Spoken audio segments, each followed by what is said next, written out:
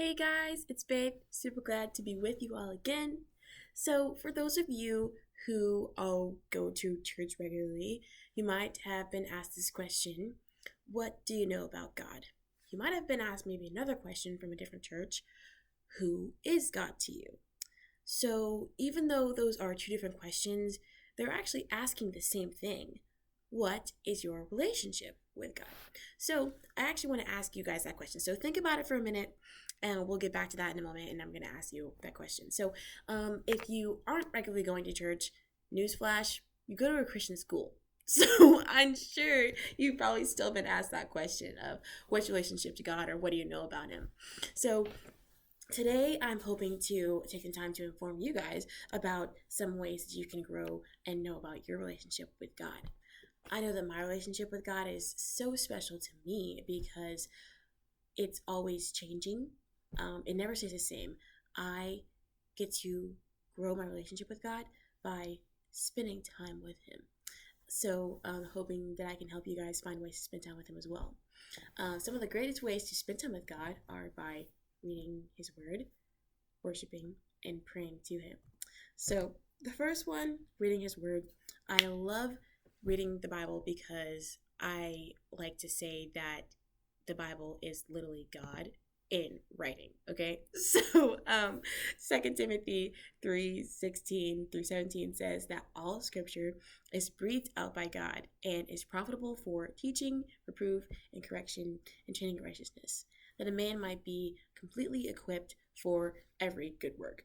So I just like to think that that verse means that the Bible has the answers that we need for anything. The God of the universe wrote down these words so that we would know what to do with any problems that we have. So if we want to learn about God, all we have to do is read His Word. I read the Bible so that I can know how to obey God. So obeying Him helps me be closer to Him. Stendahl from Harvard University wrote about why she loved the Bible and did a study about it. And she came to find that through reading the Bible, Jesus became not only her hero, but her friend. So that friendship aspect, growing relationship, came to her by studying and reading the Bible. Hope that you guys can find that as well. So the second one, worshiping God. Worship means to give reverence and adoration to something. So there's so many ways to show respect and adoration to God. Maybe by singing a song or painting a picture. I know that I feel the closest to God when I'm worshiping Him. And using my talents and abilities is kind of like me thanking God and showing honor to Him for giving me those special talents. So there's actually neurophysiological benefits to worship. It releases dopamine in our brain and decreases the thing in our brain that induces fear. So the fight or flight kind of thing that happens in our head when we get scared, that is actually decreased when we spend time worshiping or praying.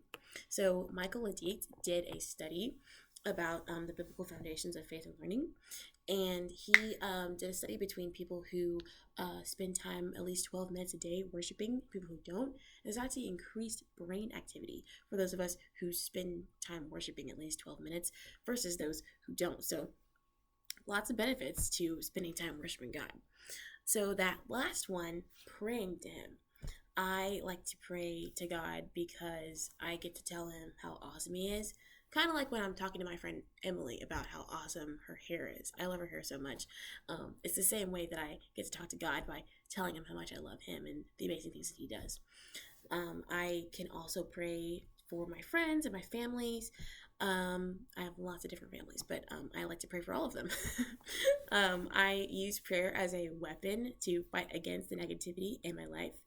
Around my church, there is this phrase called going to battle.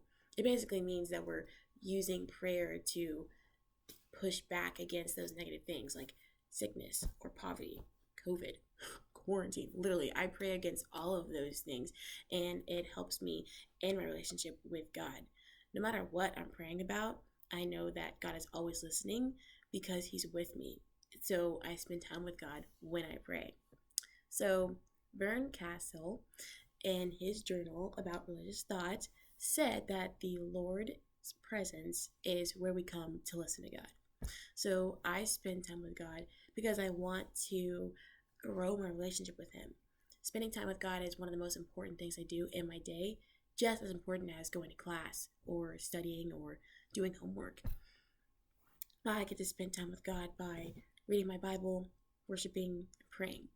So the next time you're in church or just hanging around a Baylor, you can know about your relationship with God if you've ever done any of those practices. And if you haven't, no better time to start. Thank you.